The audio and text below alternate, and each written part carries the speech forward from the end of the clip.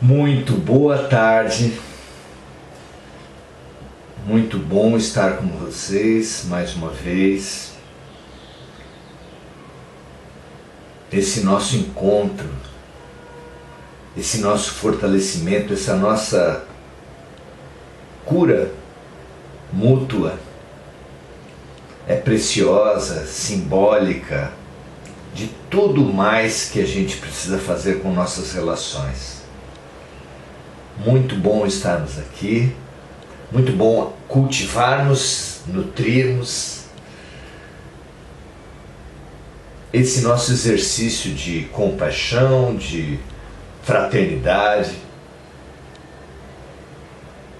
de aproximação com Deus. Sejam todos e todas muito bem-vindos. Hoje vamos direto ao ponto. Será que é possível um homem sozinho vencer na vida?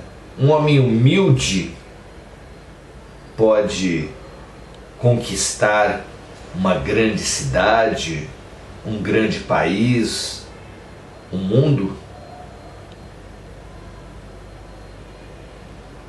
Essa questão é a questão da existência. Por trás dela está toda a questão existencial da criatura.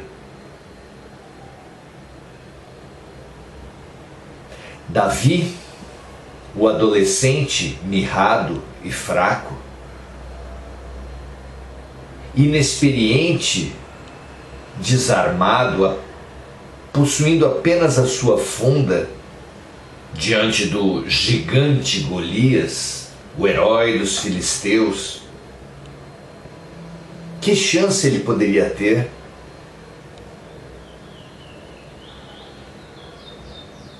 Que chance nós podemos ter de vencer diante dos imensos, gigantescos, poderosos, vitoriosos do mundo? Jamais seremos os mais fortes, os mais ricos, os mais famosos, como o mundo propõe que sejam os realmente vitoriosos. Estamos condenados a ser derrotados? O que vocês acham? Estamos condenados a perder a vida, a perder essa existência? Será? Já que é tão estreito o funil dos vitoriosos, tão poucos podem ter reais chances de serem os mais famosos, os mais fortes, os mais ricos, os mais poderosos. Como conquistar essa posição? Deus mandou diversos guias espirituais para a humanidade. Esses são os verdadeiros vitoriosos da vida. E precisamos olhar, nos espelhar, estudar a vida desses poderosos para perceber que todos eles foram considerados perdedores. Siddhartha Gautama era rico, era famoso,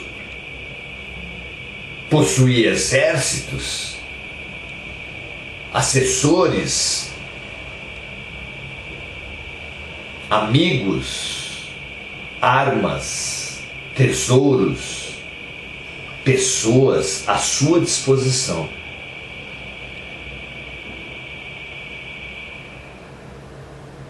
Príncipe invejado pelos homens, foi certamente ridicularizado na corte do seu pai, o rei, quando decidiu largar tudo e caminhar como um andarilho pelos caminhos da Ásia. trajetória muito parecida com a do pobrezinho da Úmbria, Francisco de Assis, filho de um poderoso comerciante da Itália, que também largou tudo para ser um pedinte, um mendigo que batia de porta em porta pedindo contribuições para reformar suas igrejas, para erguer suas obras, para ajudar seus leprosos. Ambos certamente foram ridicularizados, dados como perdedores do mundo, que tinham tudo e largaram tudo.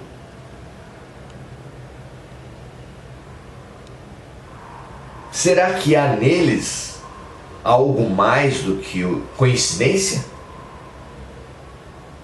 Por que será que Sócrates, reconhecido como herói militar da Grécia Antiga, optou por viver uma vida extremamente pobre, por não ter cargos, por buscar apenas ser influente junto aos jovens do seu tempo, na posição de pensador?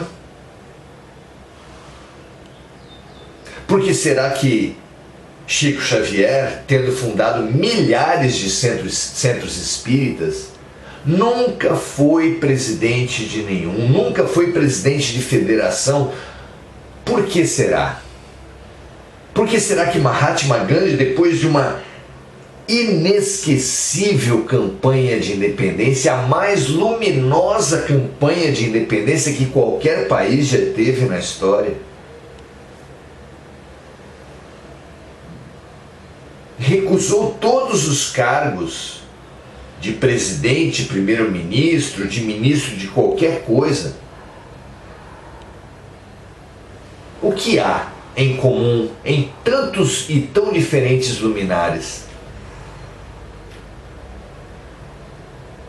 Largaram a posição dos poderosos do mundo, assumiram a posição dos pobres do mundo, dos desprezados do mundo. Símbolo máximo, o próprio Jesus, espírito de altíssima hierarquia, que para conseguir reencarnar teve que vir fazendo um decesso, uma descida pelas dimensões abaixo, readquirindo corpos espirituais para poder ter base de reencarnar. E renasceu numa manjedoura, numa família pobre, numa região desprezada de um território ocupado por Roma.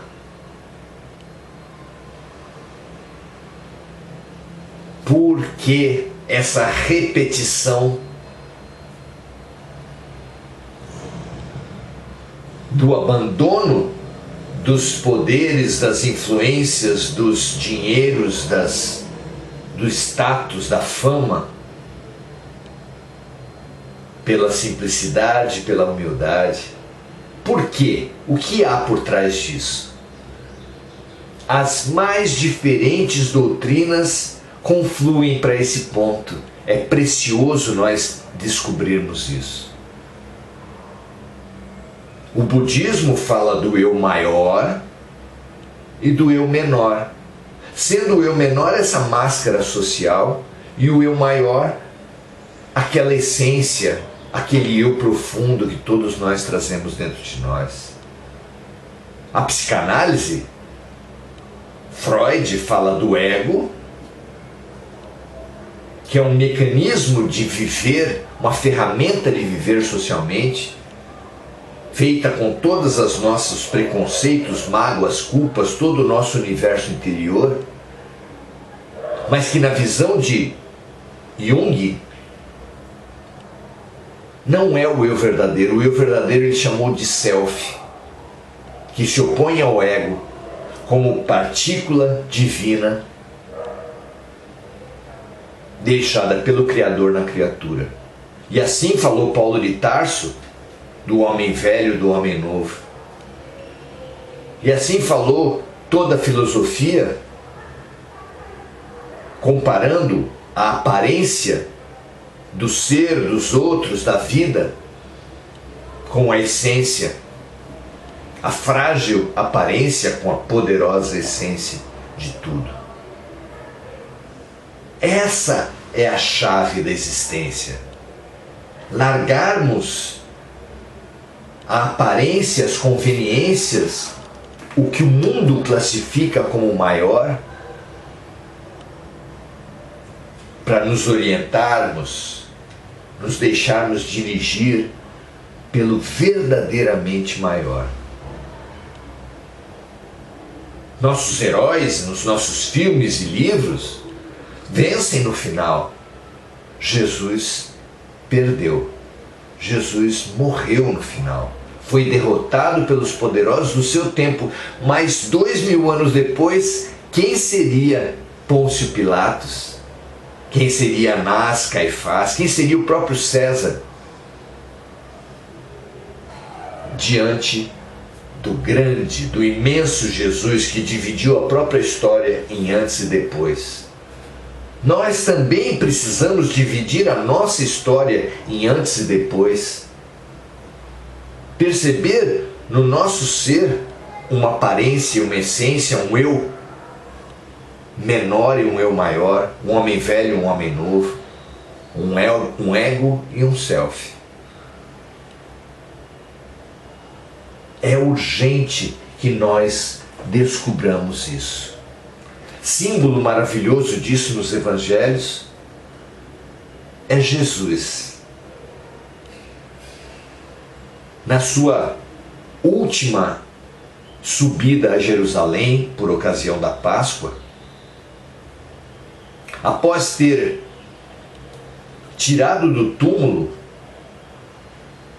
o seu amigo Lázaro, notícia que se espalhou por toda a Judéia, chegando muito antes dele na Jerusalém para a qual ele se dirigia, sabia, claro, sabia muito bem que aquele era o momento crítico da sua missão. Já tinha anunciado que em Jerusalém ele seria traído, acusado, torturado, humilhado e morto. Sabendo dessa derrota tão profunda, mas sabendo da vitória que seria a sua entrada em Jerusalém, ele escolheu entrar sobre um burrico. Imagine a figura alta, bela, luminosa de Jesus andando sobre um burrico, um jumentinho.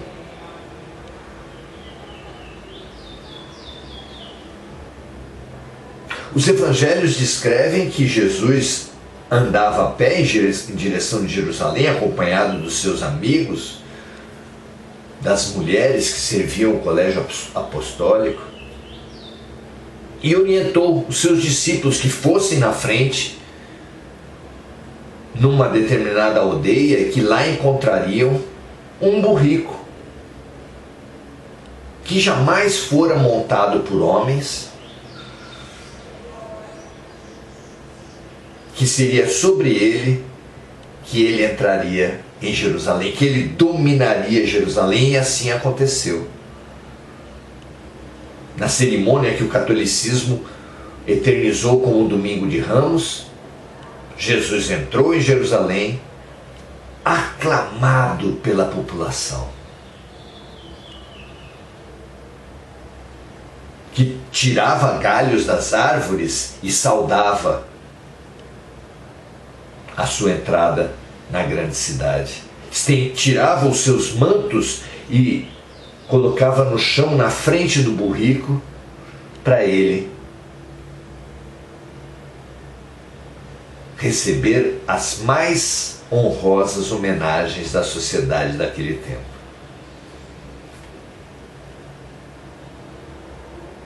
Nossa grande vitória também está diante de nós. Mas nós precisamos saber que só alcançaremos essa grande vitória, essa decisão pelo homem, pelo eu maior, pelo homem novo, pela essência, pelo self. Só alcançaremos essa suprema vitória sentados sobre a humildade. Essa humildade que é um burrico que ninguém nunca sentou nela, que ninguém busca, que ninguém valoriza, que ninguém almeja, ninguém faz promessas para ser humilde, ninguém foca a sua evolução espiritual na humildade. É o burrico. E como nós sabemos, depois dessa entrada triunfal, Jesus foi perseguido, injuriado, julgado, torturado, humilhado e morto.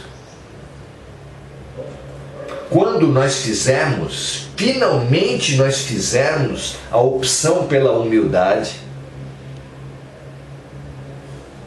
não nos enganemos com o reconhecimento dos lúcidos, porque a terra ainda é dominada pelas sombras.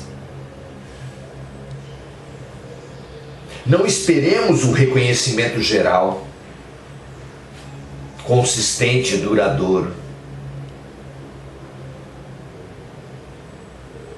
Nós também seremos incompreendidos, perseguidos, nos nossos melhores momentos, injuriados,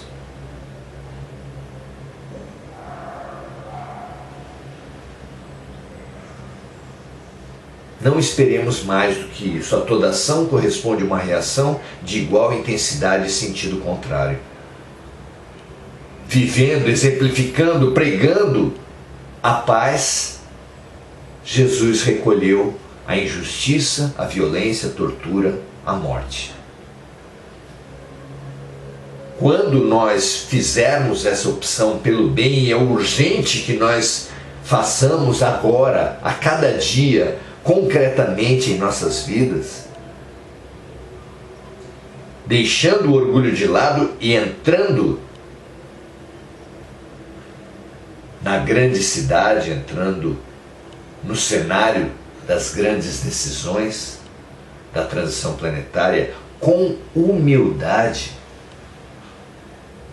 saibamos que não seremos compreendidos. Meu reino não é desse mundo, disse Jesus a Pilatos.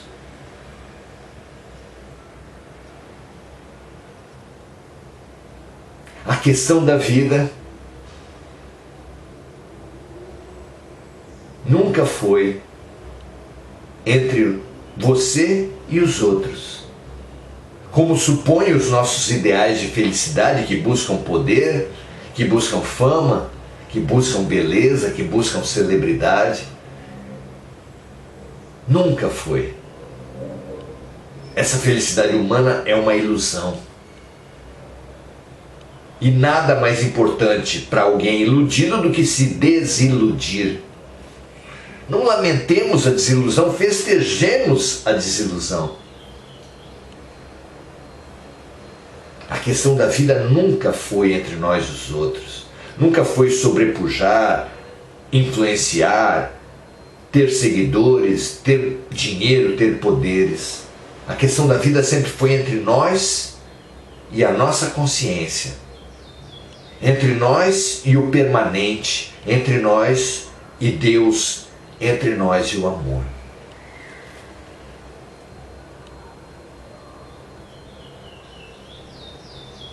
Precisamos demais conquistar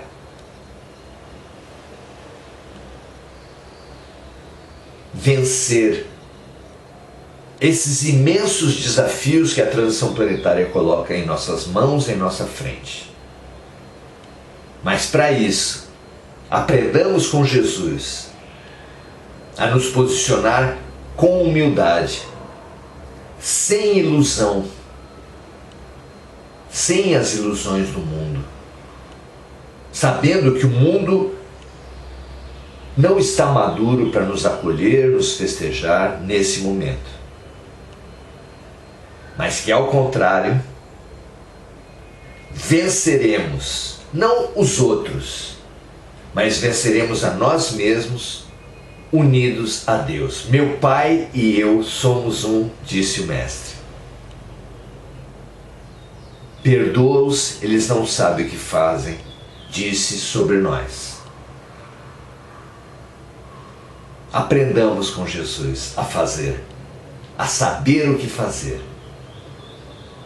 Seremos profundamente desafiados a todos nesse ano, e nada mais precioso do que saber o que fazer. E o que fazer é reconhecer em Jesus, nosso Senhor e Guia, aprender com Ele a lição da humildade, do serviço, da compaixão, da fraternidade. Buscando a paz com a nossa consciência, a paz com Deus, e jamais colocar nossas vidas na dependência do reconhecimento dos homens. Porque, mais uma vez, aprendendo com Teresa de Calcutá, nós precisamos fortalecer em nossas almas. A questão da vida nunca esteve entre nós e os outros, mas sempre esteve entre nós e Deus. Que assim seja. Com essa lucidez, todos nós venceremos as 3 etapas da bem-aventurança que Jesus nos deixa como roteiro: a humildade, o bem sofrer e a autopacificação. Que assim seja para cada um de nós. Inundemos com um sorriso no rosto, com essa energia linda, lúcida, com essa coragem que vem desse nosso encontro com Deus, inundemos toda a humanidade da Terra com humildade, coragem para bem sofrer e autopacificação. Que a Terra toda receba essa luz do alto, e que nós todos, para poder transmitir essa luz para o máximo de pessoas, nos deixemos preencher, inundar e transbordar com Jesus.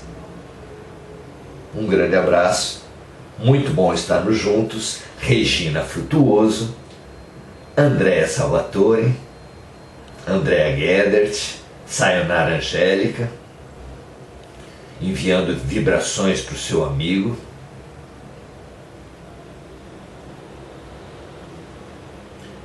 Vibrações para Andréa Gedert na sua crise. Que receba essa luz em seu coração. Que o irmão da Sayonara, Pedro de Assis Teixeira, receba essa luz, essa confiança, essa certeza do bem em seu coração. Silvina Ferraz, Bárbara Frias, muita força para suas lutas, minha amiga. Que nós possamos, todos nós, nos fortalecer e nos melhorar. É momento de estarmos com Deus. E nessa perfeita companhia do amor puro e incondicional, que nós consigamos a nossa vitória espiritual, a vitória sobre nós mesmos, a vitória sobre as hierarquias e ilusões do mundo, obedecendo apenas ao exemplo do Mestre Jesus. Um grande abraço, prazer enorme estarmos juntos. Amanhã às 18 horas, seguiremos no nosso aprendizado. São todos convidados e convidados também a compartilharem esse vídeo para que essa inundação de luz, essa inundação da verdade, essa desilusão positiva para assumirmos seguidores autênticos de Jesus, tome conta de todos os corações. Um grande abraço, até a próxima, ótimo final de semana para todos nós.